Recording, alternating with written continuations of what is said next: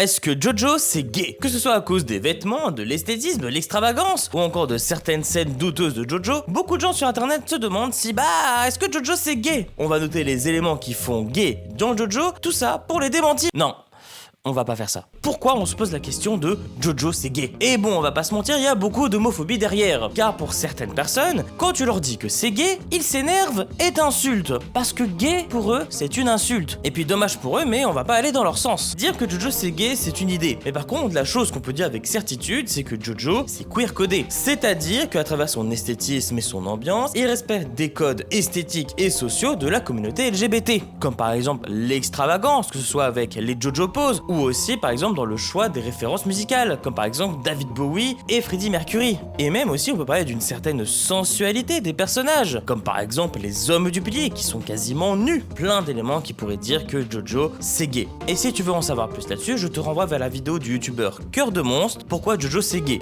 Bref, savoir si Jojo c'est gay ou non, dans l'absolu c'est pas très important. Ça ne définit pas la qualité de l'œuvre en général. Et puis ça n'apporte que des bonnes choses. Ça permet à la communauté queer d'avoir une œuvre dans laquelle ils se sentent représentés. Et puis pour ma part, moi ça m'a permis de voir d'autres manières d'explorer sa masculinité. Oui, en secret, je rêverais de m'habiller comme les personnages de Jojo. Pas que pour des événements, mais dans la vie de tous les jours. Parce que c'est trop stylé, c'est tout. Sur ce, abonnez-vous, bisous.